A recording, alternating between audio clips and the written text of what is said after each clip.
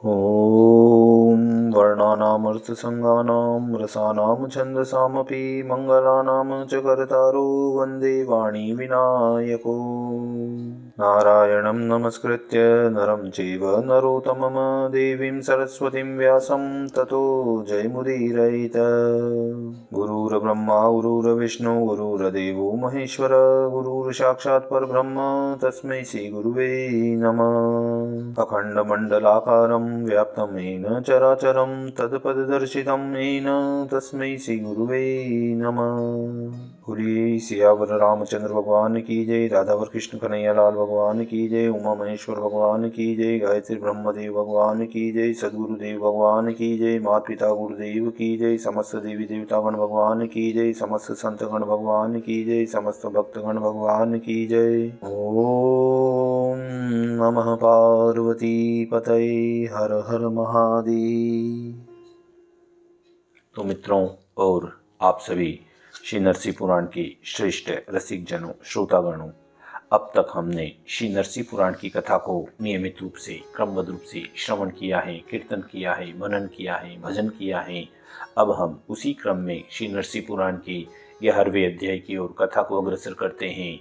आप सभी श्रेष्ठ श्रोतागण रसिक जन भगवान श्री नरसिंह जी के श्री चरणों में दृढ़ भक्ति रखते हुए कथा का श्रवण करें, कीर्तन करें, मनन करें, भजन करें। बोलिए श्री नरसिंह भगवान की जय। तो श्री व्यास जी कहते हैं कि हे सुखदेव, तदंतर मार्कंडे जी शेष सैया पर सोए हुए उन चराचर गुरु श्री जगदीश्वर भगवान विष्णु को प्रणाम करके उनका सत्वन करने लगते हैं। मार्कंडे जी बोले, हे भगवान, हे विष्णु, आप प्रसन्न हो जाइए। हे पुरुषोत्तम, आप प्रसन्न हो। हे देव देवीश्वर, हे गरुड़ ध्वज, आप प्रसन्न हो, प्रसन्न हो। हे लक्ष्मीपते विष्णु, हे धरणीधर, आप प्रसन्न हो, प्रसन्न हो। हे लोकनाथ, हे आदि परमेश्वर, आप प्रसन्न हो, प्रसन्न हो। कमल के समान नेत्रों वाले हे सर्वदेवीश्वर, आप प्रसन्न हो, प्रसन्न हो। समुद्र मंथन के समय मंदर पर्वत को धारण करने वाले हे मधुसूदन, आप प्रसन्न हो, प्रसन्न हो। हे लक्ष्मीकांत, हे भुवनपति, आप प्रसन्न हो, प्रसन्न हो। हे आदि पुरुष महादेव, हे केशव, आप मुझ पर प्रसन्न हो, प्रसन्न हो। हे कृष्ण, हे अचिंतनीय कृष्ण, अवयव हे विष्णु, हे विश्व के रूप में रहने वाले एवं व्यापक वक्त होते हुए भी अव्यक्त हे परमेश्वर, आपकी जय हो, आपको मेरा प्रणाम है। हे अजय देव, आपकी जय हो, जय हो। हे अविनाशी सत्य, आपकी जय हो, जय हो। सबका शासन करने वाले हे काल, आपकी जय हो, जय हो। हे सर्वमय, आपकी जय हो, आपको नमस्कार है। हे यज्ञेश्वर, हे नाथ, हे व्यापक विश्वनाथ, आपकी जय हो, आपकी जय हो। हे स्वामीन, हे भूतनाथ, हे सर्वेश्वर, हे विभो, आपकी जय हो, जय हो। हे भूतनाथ, हे सर्वेश्वर, हे विभो, आपकी जय हो, जय हो। हे विश्वपते, हे नाथ, हे कार्यदक्ष ईश्वर, आपकी जय हो, जय हो, आपको प्रणाम है। हे पापहारी, हे अनंत जन्म तथा वृद्धावस्था की भय को नष्ट करने वाले हे देव, आपकी जय हो, जय हो। हे भद्र, हे अति भद्र, हे ईश, हे कल्याणमय प्रभु, आपकी जय हो, जय हो, आपको नमस्कार है। कामनाओं को पूर्ण करने वाले ककुस्त कुलोत्पन्न हे श्री राम, समान देने वाले हे माधव, आपकी जय हो, जय हो। हे देवेश्वर शंकर, हे लक्ष्मीपते, आपकी जय हो, जय हो, आपको नमस्कार है। कुमकुम की समान अरुण कांति वाले हे कमल नयन, आपकी जय हो, जय हो। चंदन से अनुलिप्त श्री अंगों वाले हे श्री राम, आपकी जय हो, जय हो, आपको नमस्कार है। हे देव, हे जगन्नाथ, हे देव की नंदन, आपकी जय हो, जय हो। हे सर्वगुरु, हे जानने योग्य शंभो, आपकी जय हो, जय हो, आपको नमस्कार है। नील कमल की सी आभा वाले हे श्याम सुंदर, सुंदरी राधा की प्राण वल्लभ, आपकी जय हो, जय हो। हे सर्वांग सुंदर, हे वदनीय प्रभु, आपको नमस्कार है, आपकी जय हो, जय हो। सब कुछ देने वाले हे सर्वेश्वर, कल्याणदायी सनातन हे पुरुष, आपकी जय हो, जय हो। भक्तों की कामनाओं के देने वाले हे प्रभुवर, आपकी जय हो, आपको मेरा नमस्कार है। जिनकी नाभि से कमल प्रकट हुआ है तथा जो कमल की माला पहने हुए हैं, उन भगवान को नमस्कार है। हे लोकनाथ, हे वीरभद्र, आपको बार बार नमस्कार है। चतुर्व्यूह स्वरूप हे जगदीश्वर, आप त्रिभुवननाथ देवादिदेव नारायण को नमस्कार हैं। पीताम्बरधारी वासुदेव को प्रणाम है, प्रणाम है। शार्दंग धनुष धारण करने वाले नरसिंह रूप आप भगवान विष्णु को नमस्कार है, नमस्कार है। हे भुवनेश्वर, चक्रधारी विष्णु, कृष्ण, राम और भगवान शिव के रूप में वर्तमान आपको बार बार नमस्कार है। सबके स्वामी हे श्रीधर, हे अच्युत, हे वेदांत शास्त्रों के द्वारा जानने योग्य आप अंतर्रहित भगवान श्री विष्णु को बारंबार नमस्कार हैं। हे लोकाध्यक्ष, जगत पूज्य हे परमात्मन, आपको नमस्कार है। आप ही समस्त संसार की माता और आप ही संपूर्ण जगत के पिता हैं। आप पीड़ितों के सुहृद हैं। आप सबके मित्र, प्रियतम, पिता के भी पितामह, गुरु, गति, साक्षी, पति और परम आश्रय हैं। आप ही ध्रुव, वशटकर्ता, हवि, हुताशन, अग्नि, शिव, वसु, धाता, ब्रह्मा, सूर्यराज, इंद्र, यम, सूर्य, वायु, जल, कुबेर, मनु, दिन रात, रजनी, चंद्रमा, धृति, श्री, कांति, क्षमा और धराधर शेषनाग हैं। चराचर स्वरूप ही मधुसूदन, आप ही जगत के सृष्टा, शासक और संहारक हैं तथा आप ही समस्त संसार के रक्षक भी हैं। आप ही करण, कारण, कर्ता और परमेश्वर हैं। हाथ में शंख, चक्र और गदा धारण करने वाले ही माधव, आप मेरा उद्धार करें। ही कमल दल लोचन, ही प्रियतम, शेष शैया पर शयन करने वाले पुरुषोत्तम, आपको ही मैं सदा भक्ति के साथ प्रणाम करता हूँ।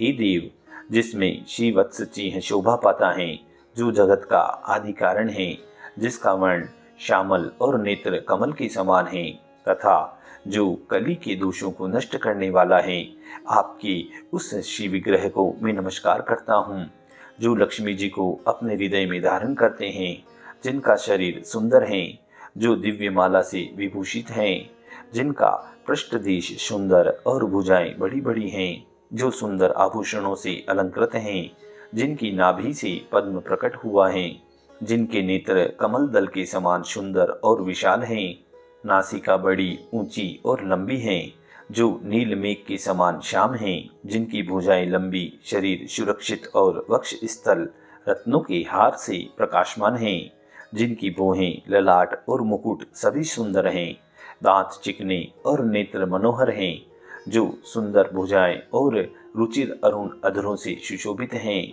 जिनके कुंडल रत्न जटित होने के कारण जगमगा रहे हैं, कंठ वर्तुलाकार हैं और कंधे मांसल हैं।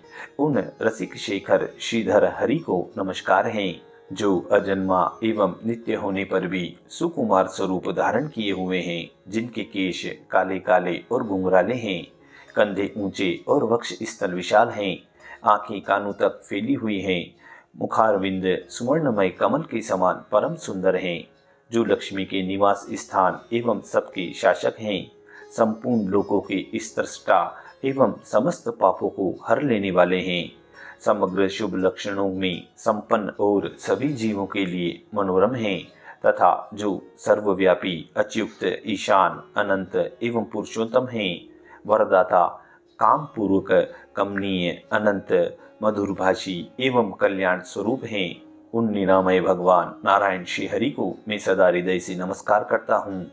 भक्त वत्सल हे विष्णु, मैं सदा आपको मस्तक झुकाकर प्रणाम करता हूँ। इस भयंकर एकाण्व में जो प्रलय कालिक वायु की प्रेरणा से विशुद्ध एवं चंचल हो रहा है, सहस्त्र फणों से सुशोभित अनंत नामक शेषनाग के शरीर की विचित्र एवं रमणीय शैया पर जहाँ मंद मंद वायु चल रही है, आपके भुजापाश में बंधी हुई श्री लक्ष्मी से आप सेवित हैं।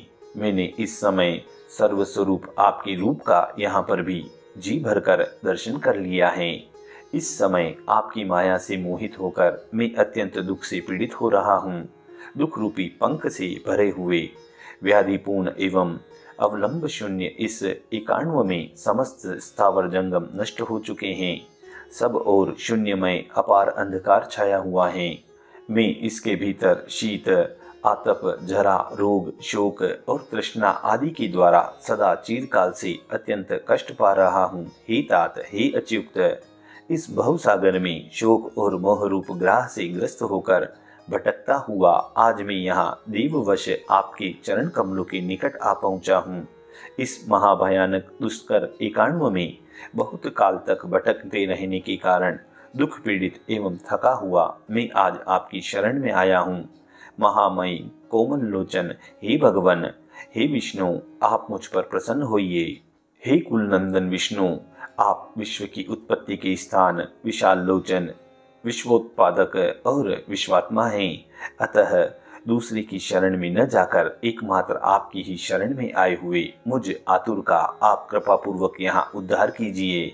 पुराण पुरुषोत्तम, हे पुंडरीक लोचन, आपको नमस्कार हैं।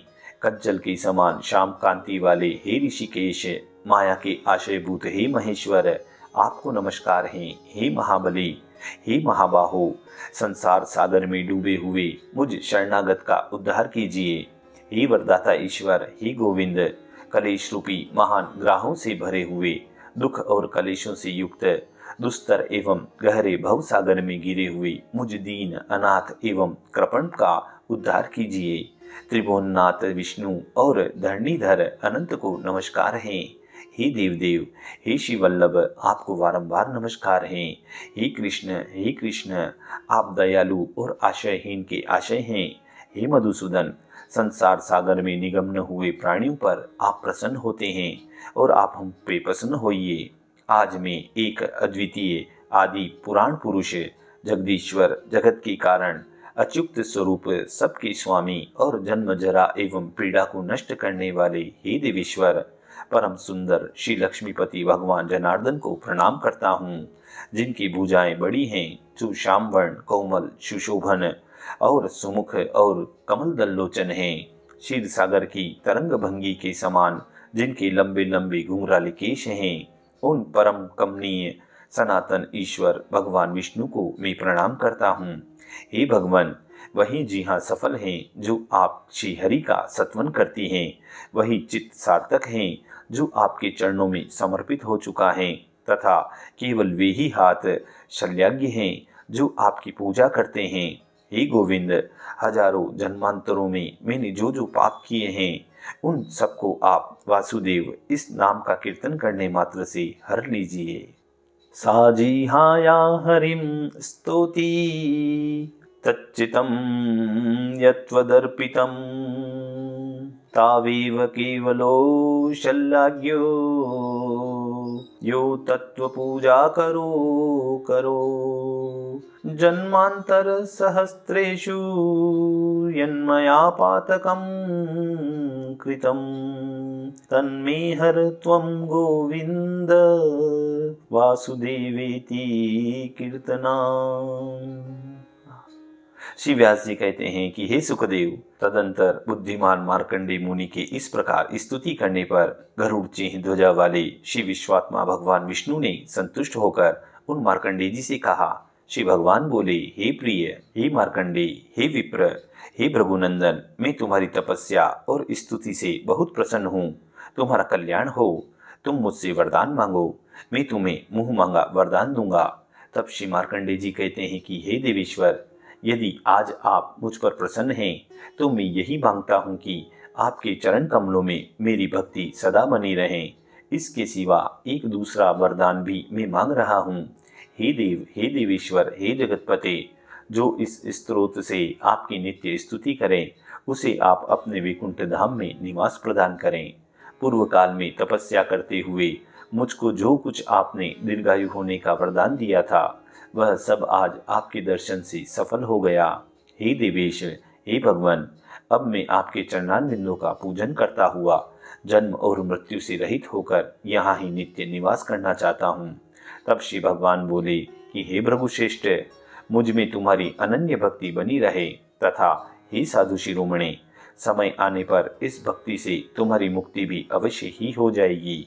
तुम्हारे कहे हुए इस स्तोत्र का जो लोग नित्य प्रातःकाल और संध्या के समय पाठ करेंगे वे मुझ में सुदृढ़ भक्ति रखते हुए मेरे लोक में आनंद पूर्वक रहेंगे।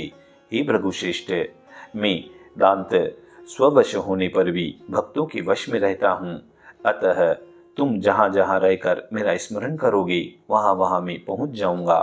तब श्री व्यास जी कहते हैं कि हे सुखदेव, मुनिवर मार्कंडे से यूं कहकर भगवान श्री लक्ष्मीपति मौन हो गए तथा वे मुनि इधर उधर विचरते हुए सर्वत्र भगवान विष्णु का साक्षात्कार करने लगे। हे विप्र, बुद्धिमान मार्कंडे मुनि के इस चरित्र का, जिसे पूर्व काल में उन्होंने स्वयं ही मुझसे कहा था, मैंने तुमसे वर्णन किया है। जो लोग श्री भृगु के पुत्र मार्कंडे जी के इस पुरातन चरित्र का भगवान विष्णु में भक्ति रखते हुए नित्य पाठ करते हैं, वे पापों से मुक्त हो जाते हैं, भक्तों से पूजित होते हैं और भगवान श्री नरसिंह के लोक में निवास करते हैं।